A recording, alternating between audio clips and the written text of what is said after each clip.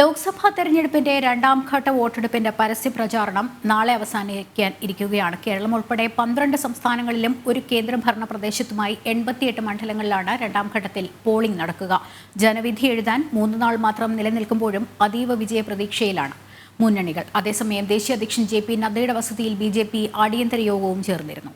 ഡൽഹിയിൽ നിന്ന് ഗൗതം അനന്തനാരായണനും തിരുവനന്തപുരത്ത് നിന്ന് ശാലിനിയും കൊച്ചിയിൽ നിന്ന് സുധീഷ് ഗോപാലും കോഴിക്കോട് നിന്ന് ദിസ്ന സുരേഷും ചേരുന്നുണ്ട്. ലോക്സഭാ തെരഞ്ഞെടുപ്പിന്റെ രണ്ടാം ഘട്ടം അതിൻ്റെ പരസ്യ പ്രചാരണം ഒക്കെ നടക്കാനിരിക്കുകയാണ്. മാത്രമല്ല അവസാന ലാപ്പ് ഈ പരമാവധി വോട്ട് ഉറപ്പിക്കാനുള്ള തിടുക്കത്തിൽ തന്നെയാണ് മുന്നണികൾ. അത് ഓടിത്തീർക്കാനുള്ള വോട്ട് നേടാൻ വേണ്ടിയുള്ള നെട്ടോട്ടത്തിൽ തന്നെയാണ്. അതിൻ്റെ വിവരങ്ങൾ നൽകാൻ റിപ്പോർട്ടർമാർ ചേരുന്നുണ്ട്. ഗൗതം, ആദ്യമായി അറിയേണ്ടത് ദേശീയ അധ്യക്ഷൻ JP നദ്ദയുടെ വസതിയിൽ BJP അടിയന്തര യോഗം ചേർന്ന സാഹചര്യമാണ്. രണ്ടാം ഘട്ട വോട്ടെടുപ്പിന് 3 നാൾ മാത്രം ശേഷിക്കെ.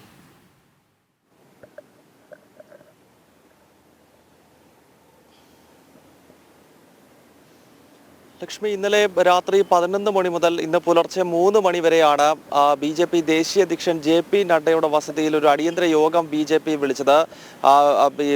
JP നദ്ദയെ കൂടാതെ തന്നെ കേന്ദ്ര ആഭ്യന്തരമന്ത്രി അമിത്ഷാ ഈ യോഗത്തിന് അധ്യക്ഷത വഹിച്ചു. ഒപ്പം BJPയുടെ 7 ദേശീയ ജനറൽ സെക്രട്ടറിമാരും ഒപ്പം സംഘടനാ ജനറൽ സെക്രട്ടറി BL സന്തോഷും ഈ യോഗത്തിൽ പങ്കെടുത്തിട്ടുണ്ട്. വരാൻ പോകുന്ന തെരഞ്ഞെടുപ്പുകളിൽ കൈക്കൊള്ളേണ്ട പ്രധാനപ്പെട്ട സ്ട്രാറ്റജികൾ, അതായത് ഈ രണ്ടാം ഘട്ടം അവസാനിച്ചു കഴിഞ്ഞാൽ വലിയ മത്സരം നടക്കുന്ന, പ്രത്യേകിച്ച് കോൺഗ്രസുമായി നേർക്കുനേർ ഏറ്റുമുട്ടുന്ന വിവിധ മണ്ഡലങ്ങളാണ് 3, 4, 5 ഫേസുകളിൽ വരാനിരിക്കുന്നത്. അത്തരം മണ്ഡലങ്ങളിലും അത്തരം സംസ്ഥാനങ്ങളിലും കൈക്കൊള്ളേണ്ട പ്രചരണ വിഷയങ്ങൾ, അതോടൊപ്പം തന്നെ പ്രതിപക്ഷം ഇപ്പോൾ ഉയർത്തിക്കൊണ്ടിരിക്കുന്ന BJPക്കെതിരെ ഉയർത്തുന്ന വിഷയങ്ങൾ, അതിനെ എങ്ങനെ പ്രതിരോധിക്കണം, ഇക്കാര്യങ്ങളെല്ലാം ചർച്ച ചെയ്യുന്നതിനായാണ് ഇന്നലെ കേന്ദ്ര ആഭ്യന്തരമന്ത്രി അമിത്ഷാ ഇത്തരത്തിൽ BJPയുടെ ദേശീയ ജനറൽ സെക്രട്ടറിമാരുടെ ഒരു യോഗം ഡൽഹിയിൽ വിളിച്ചു ചേർത്തിരിക്കുന്നത്. നമുക്കറിയാം, ഈ ലോക്സഭാ തെരഞ്ഞെടുപ്പിൽ BJPയുടെ ലക്ഷ്യം എന്നത് 400 ക്രോസ് ചെയ്യുക എന്നുള്ളതാണ്. അതായത് ഈ തെരഞ്ഞെടുപ്പിലെ പ്രധാനമന്ത്രിയും BJPയും മുന്നോട്ട് വയ്ക്കുന്ന മുദ്രാവാക്യം തന്നെ ഇത്തവണ 400-ലധികം എന്നുള്ളതാണ്. 1984-ൽ കോൺഗ്രസിന് ലഭിച്ച, അന്ന് ഇന്ദിരാഗാന്ധിയുടെ വധത്തെ തുടർന്ന് പ്രധാനമന്ത്രി ആയിരിക്കുമ്പോൾ കൊല്ലപ്പെട്ട ഇന്ദിരയുടെ ആ ഒരു സഹതാപ തരംഗത്തിൽ രാജീവ് ഗാന്ധിക്ക് 404 സീറ്റ് ലോക്സഭയിൽ കിട്ടുന്ന ഒരു സാഹചര്യമുണ്ട്. അതാണ് ലോക്സഭയിലെ ഏറ്റവും വലിയ ഒരു നമ്പർ എന്നത് ഉള്ളത്. സ്വാഭാവികമായും ഇത്തവണ അതിനെ കടത്തി വെട്ടിക്കൊണ്ടുള്ള ഒരു വലിയ മുന്നേറ്റം BJP ദേശീയ നേതൃത്വം ലക്ഷ്യമിടുന്നുണ്ട്. ഇത്തരം വിഷയങ്ങൾ ചർച്ച ചെയ്യുന്നതിനായാണ് ഇന്നലെ രാത്രി 11 മുതൽ വെളുപ്പിന് 3 വരെ ഒരു അടിയന്തര യോഗം അമിത്ഷാ വിളിച്ചു ചേർത്തത്. കാരണം പകൽ സമയങ്ങളിൽ ഇപ്പോൾ ഈ നേതാക്കളെല്ലാം വിവിധ സംസ്ഥാനങ്ങളിൽ തെരഞ്ഞെടുപ്പ് പ്രചരണത്തിൽ വളരെ സജീവമാണ്. പ്രത്യേകിച്ച് കേന്ദ്ര ആഭ്യന്തരമന്ത്രി അമിത്ഷാ, നമുക്കറിയാം, BJPയുടെ ഏറ്റവും പ്രധാനപ്പെട്ട സ്റ്റാർ ക്യാമ്പയിനർമാരിൽ ഒരാളാണ്. അദ്ദേഹം അങ്ങ് കശ്മീർ മുതൽ കേരളം വരെയുള്ള സംസ്ഥാനങ്ങളിൽ ഓടി നടന്ന് പ്രചരണ പരിപാടികളുടെ ഭാഗമാകുന്നു. JP നദ്ദയും അതോടൊപ്പം തന്നെ കേന്ദ്ര പ്രതിരോധ മന്ത്രി രാജ്നാഥ് സിംഗും അവരെല്ലാം പകൽ സമയങ്ങളിൽ പ്രധാനമന്ത്രിക്കൊപ്പം വിവിധ റാലികളിൽ വളരെ തിരക്കിട്ട ഷെഡ്യൂളിൽ പറക്കുകയാണ്. ഈ ഒരു സാഹചര്യത്തിലാണ് രാത്രിയിൽ ഇത്തരത്തിലൊരു യോഗം വിളിച്ചത്. ലക്ഷ്മി, നമുക്കറിയാം, 12 സംസ്ഥാനങ്ങളിൽ ഒരു കേന്ദ്രഭരണ പ്രദേശവും 3 നാളിനപ്പുറത്തേക്ക് പോളിംഗ് ബൂത്തിലേക്ക് പോകുമ്പോൾ കേരളത്തിൻ്റെ ഒരു സമഗ്ര രാഷ്ട്രീയ ചിത്രം, അത് വീറും വാശി നിറഞ്ഞ പോരാട്ടം നടക്കുന്നു. നമ്മൾ നേരത്തെ പറഞ്ഞ 400 സീറ്റ് NDAയ്ക്കുള്ള പ്രതീക്ഷയിൽ നിന്ന് കേരളത്തിൻ്റെ സംഭാവനയും ഇത്തവണ ഉറപ്പായും ഉണ്ടാകും എന്നുള്ള ആ ഒരു പ്രതീതി തന്നെയാണ് അന്തരീക്ഷത്തിലുള്ളത്. മറ്റ് സംസ്ഥാനങ്ങളിൽ ഇവിടെ ഇപ്പോൾ 3 മുന്നണികൾ എന്ന് നേരത്തെ പറഞ്ഞു, പക്ഷേ അവിടെയാണെങ്കിൽ മറ്റു 2 എല്ലാവരും കൂടി ഇന്ത്യ മുന്നണി, ഒപ്പം തന്നെ NDA മുന്നണി, സംസ്ഥാന പാർട്ടികൾ. അങ്ങനെ പൊതുവിൽ ഗൗതം അതിനെ എങ്ങനെയാണ് വിലയിരുത്തുന്നത്? ഈ 26-ാം തീയതി പോളിംഗ് ബൂത്തിലേക്ക് പോകുന്ന സംസ്ഥാനങ്ങളുടെ ഒരു രാഷ്ട്രീയ ചിത്രം, രാഷ്ട്രീയ മനസ്സ്.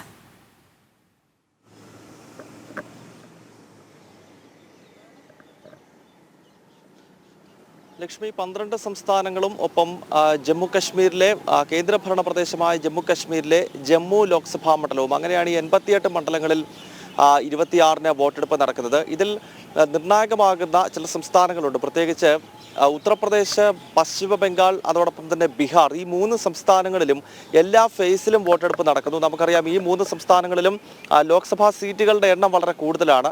ഇന്ത്യൻ രാഷ്ട്രീയത്തിൻ്റെ ഹൃദയഭൂമി എന്ന് വിശേഷിപ്പിക്കുന്ന സംസ്ഥാനമാണ് ഉത്തർപ്രദേശ്. അവിടെ 80 ലോക്സഭാ മണ്ഡലങ്ങളുണ്ട്. ഒപ്പം ബീഹാറിൽ 40, അതോടൊപ്പം തന്നെ പശ്ചിമ ബംഗാളിൽ 44.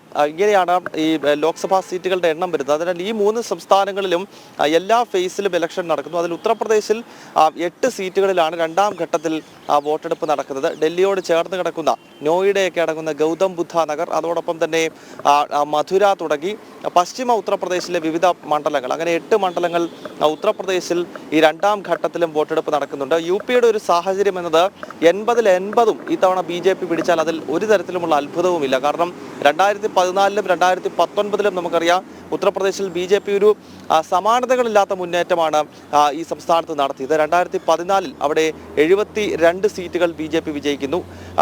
2019-ലേക്ക് എത്തുമ്പോൾ 64 സീറ്റുകളിലേക്ക് NDA വിജയിക്കുന്നു. അങ്ങനെ ഈ രണ്ട് തെരഞ്ഞെടുപ്പുകളിലും നരേന്ദ്രമോദിക്ക് ദേശീയ തലത്തിൽ ഒറ്റയ്ക്ക് ഭരിക്കുവാനുള്ള വലിയ ഒരു MP-മാരെ സംഭാവന ചെയ്ത സംസ്ഥാനമാണ് ഉത്തർപ്രദേശ്. അവിടെ ഈ തവണ ഒരുപക്ഷെ 80-ൽ 80 സീറ്റും BJP പിടിച്ചാലും അതിൽ അത്ഭുതപ്പെടാനായിട്ട് ഒരു ഇതുമില്ല. കാരണം രണ്ട് പ്രധാനപ്പെട്ട ഫാക്ടറുകൾ. ഒന്ന്, നമുക്കറിയാം നരേന്ദ്രമോദി എന്ന ഭാരതത്തിൻ്റെ പ്രധാനമന്ത്രിക്ക് ഭാരതത്തിലെമ്പാടും ലഭിക്കുന്ന സ്വീകാര്യത. ഒപ്പം ഉത്തർപ്രദേശിൻ്റെ മുഖ്യമന്ത്രി യോഗി ആദിത്യനാഥ്, അദ്ദേഹത്തിന് അതിഭീകരമായ സ്വീകാര്യത ആ സംസ്ഥാനത്തുണ്ട്. ബാബാജി എന്ന പേരിൽ അറിയപ്പെടുന്ന യോഗി, അദ്ദേഹം ഒരു സന്യാസി വര്യൻ കൂടിയാണ്. നമുക്കറിയാം ഗോരഖ്പൂർ മഠത്തിൻ്റെ മഠാധിപതിയാണ്.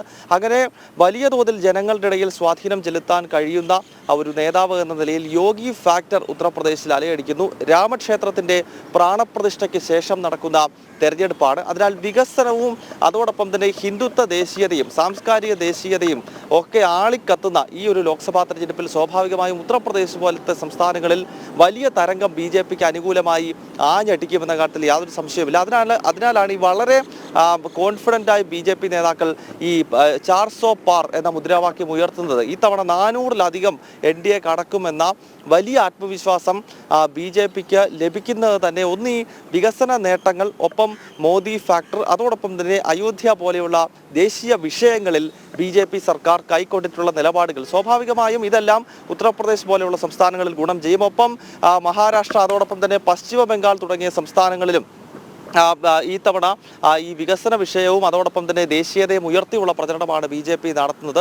അതിനാൽ ഉത്തര ഭാരതത്തിൽ പൊതുവെ വിവിധ സംസ്ഥാനങ്ങളിൽ മുഴുവൻ ലോക്സഭാ സീറ്റുകളും ഒരുപക്ഷെ BJP നേടാനുള്ള സാധ്യത നമുക്ക് തള്ളാനാവില്ല. കഴിഞ്ഞ രണ്ട് തെരഞ്ഞെടുപ്പുകളിൽ, ഇപ്പോൾ ഗുജറാത്ത് നോക്കിക്കഴിഞ്ഞാൽ 2014-ലും 2019-ലും അവിടെ 26-ൽ 26 സീറ്റും BJP വിജയിക്കുകയാണ്. ഒരുപക്ഷെ ഇന്ത്യൻ രാഷ്ട്രീയത്തിൽ വലിയ അത്ഭുതമായി നമുക്ക് ഇതൊക്കെ നോക്കിക്കാണേണ്ടി വരും. ഗുജറാത്തിലെ 26-ൽ 26, ഒപ്പം രാജസ്ഥാനിലെ 25-ൽ 25, രാജ്യ തലസ്ഥാനമായ ഡൽഹിയിലെ 7-ൽ 7, ഹരിയാനയിലെ 10-ൽ 10, ഉത്തരാഖണ്ഡിലെ 5-ൽ 5, ഹിമാചൽ പ്രദേശിലെ 4-ൽ 4. ഈ സംസ്ഥാനങ്ങളിലെല്ലാം മുഴുവൻ സീറ്റുകളും BJP-യാണ് വിജയിച്ചിരിക്കുന്നത് ഈ രണ്ട് തെരഞ്ഞെടുപ്പിൽ. സ്വാഭാവികമായും ഈ തവണയും അത് ഉത്തര ഭാരതത്തിലെ സംസ്ഥാനങ്ങളിൽ ആവർത്തിക്കുമെന്ന് തന്നെ വേണം നമുക്ക് മനസ്സിലാക്കാൻ. പക്ഷേ ദക്ഷിണ ഭാരതത്തിലേക്ക് എത്തുമ്പോൾ കേരളവും തമിഴ്നാടും കർണാടകയും ഒക്കെ അടങ്ങുന്ന സംസ്ഥാനങ്ങളിൽ ഒരുപക്ഷെ BJP നമ്മൾ ഇപ്പോൾ പറഞ്ഞതുപോലെ ഉത്തര ഭാരതത്തിലെ പോലെ മുഴുവൻ സീറ്റുകളും ഒന്നും പിടിക്കാൻ ഉള്ള സാധ്യത അത് കർണാടകയിൽ മാത്രമാണ് കാണുന്നത്. കർണാടകയിൽ ഒരുപക്ഷെ 28-ൽ 28 പിടിച്ചാൽ അതിൽ വലിയൊരു ഞെട്ടലിൻ്റെ ഒന്നും ആവശ്യമില്ല. കാരണം കഴിഞ്ഞ തവണ തന്നെ 25 സീറ്റ് അവിടെ BJP വിജയിച്ചതാണ്. 3 സീറ്റുകൾ മാത്രമാണ് BJPക്ക് കൈവിട്ടു പോയത്. ഒരുപക്ഷെ ഈ ഒരു ഘട്ടത്തിൽ, പ്രത്യേകിച്ച് ഈ അയോധ്യയൊക്കെ കഴിഞ്ഞതിന് ശേഷം നടക്കുന്ന തെരഞ്ഞെടുപ്പ്, അത് കർണാടകത്തിൽ ഒരു പൂർണ്ണമായും തൂത്തുവാരുന്ന ഒരു സാഹചര്യം ചിലപ്പോൾ ഉണ്ടായേക്കാം. പക്ഷേ കേരളം, തമിഴ്നാട് പോലുള്ള സംസ്ഥാനങ്ങളിൽ നില മെച്ചപ്പെടുത്തുക എന്നത് തന്നെയാണ് BJP ദേശീയ നേതൃത്വത്തിൻ്റെ ലക്ഷ്യം. ലക്ഷ്മി നേരത്തെ ചൂണ്ടിക്കാണിച്ചതുപോലെ കേരളത്തിലും ഈ തവണ BJPക്ക് MP-മാരുണ്ടാകുമെന്ന് ഏതാണ്ട് ഏറെക്കുറെ ഉറപ്പാണ്. വിവിധ അഭിപ്രായ സർവേകളും വിവിധ മാധ്യമങ്ങളുടെ റിപ്പോർട്ടുകളും എല്ലാം ചൂണ്ടിക്കാണിക്കുന്നത് വിവിധ മണ്ഡലങ്ങളിൽ BJP അക്കൗണ്ട് തുറക്കുമെന്നുള്ളതാണ്. തമിഴ്നാടിനെ സംബന്ധിച്ച് നമുക്കറിയാം അവിടെ BJP ഒരു പ്രധാനപ്പെട്ട ഫാക്ടറായി വരുന്നു. പ്രത്യേകിച്ച് സംസ്ഥാന അധ്യക്ഷൻ അണ്ണാമലയുടെയൊക്കെ നേതൃത്വത്തിൽ നടന്നിട്ടുള്ള ചിട്ടയായ പ്രവർത്തനങ്ങളും മോദി ഫാക്ടറും ഒക്കെ തമിഴ്നാട്ടിലും ഗുണം ചെയ്തേക്കാം. അങ്ങനെ വരുമ്പോൾ അങ്ങ് കശ്മീർ മുതൽ കന്യാകുമാരി വരെ ഭാരതത്തിലെമ്പാടും വലിയൊരു മുന്നേറ്റം നടത്തി 400 പാർ എന്ന പ്രധാനമന്ത്രി നരേന്ദ്രമോദി മുന്നോട്ട് വെക്കുന്ന ആ ഒരു മുദ്രാവാക്യം അത് യാഥാർത്ഥ്യമാക്കുന്ന പ്രവർത്തനം അത് തീർച്ചയായും ഈ തെരഞ്ഞെടുപ്പ് കാലത്ത് BJP നടത്തുന്നു. അത് ജൂൺ 4-ന് സ്വാഭാവികമായും ആ രീതിയിലുള്ളൊരു ഫലം തന്നെയാകും പുറത്തു വരിക എന്ന പൂർണ്ണമായ ആത്മവിശ്വാസത്തിലാണ് BJP ഈ തെരഞ്ഞെടുപ്പിനെ നേരിടുന്നത്. ലക്ഷ്മി.